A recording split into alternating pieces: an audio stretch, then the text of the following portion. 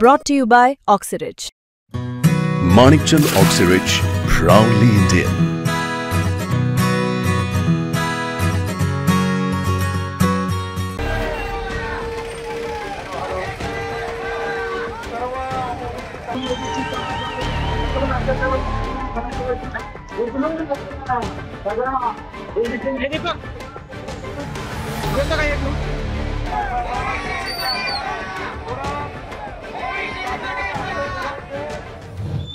बारामतीमध्ये OBC समाजाच्या मोर्चाला सुरुवात झालेली आहे. प्राध्यापक लक्ष्मण हाके जे आहेत ते या ठिकाणी दाखल झालेले आहेत. आपण या ठिकाणी बघतोय ओबीसी बांधवांनी लक्ष्मण हाके यांना खांद्यावर घेऊन हा मोर्चामध्ये सहभाग घेतलेला आहे. आपण बघतोय की बारामतीमध्ये हजारोंच्या संख्येनं जे आहे ते ओबीसी बांधव या ठिकाणी दाखल झालेले आहेत.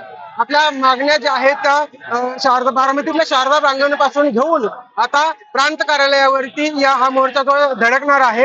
या ठिकाणी एक लक्ष्मण हाके यांची एल्गार सभा होणार आहे. त्यामध्ये या सभेमध्ये लक्ष्मण हाके नेमकी काय भूमिका मांडतात हे देखील पाहणं महत्वाचं आहे. मात्र मराठा समाजाच्या आंदोलनानंतर ज्या पद्धतीने सरकारने त्यांचं आंदोलन हाताळलं, काही अटीशर्तींच्या मुद्द्यावरती त्यांच्या काही मागण्या मान्य केलेल्या आहेत, त्यानंतर तमाम महाराष्ट्रातला ओबीसी बांधव जो आहे तो प्रचंड आक्रमक झाल्याचं पाहायला मिळतोय.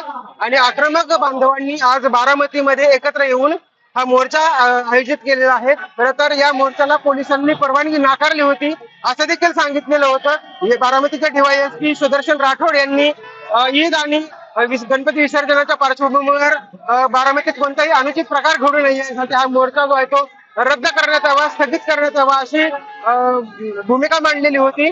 मात्र सध्या ही भूमिका जी आहे ती आंदोलनकर्त्यांनी फेटाळून लावल्यानं पाहायला मिळतंय. आंदोलनकर्ते या ठिकाणी मोठ्या प्रमाणावरती सहभागी झालेले आहेत. या मोर्चामध्ये सध्या बारामतीतले वेगवेगळ्या राजकीय पक्षांचे नेते मंडळी देखील मोठ्या प्रमाणावर सहभागी झालेले आहेत. वेगवेगळ्या पक्षांच्या मध्ये त्यामध्ये राष्ट्रवादी असेल, भाजप असेल, शिवसेना असेल किंवा अन्य सर्व समाजाचे लोक जे आहेत ते या ठिकाणी मोर्चामध्ये सहभागी झालेले आहेत. आणि हा मोर्चा जो सध्या बारामतीमध्ये धडकणार आहे.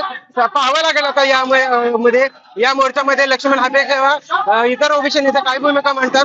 जरांगे पाटलांना अटक करावी अशी मागणी जी आहे ती या आंदोलकांनी केलेली आहे.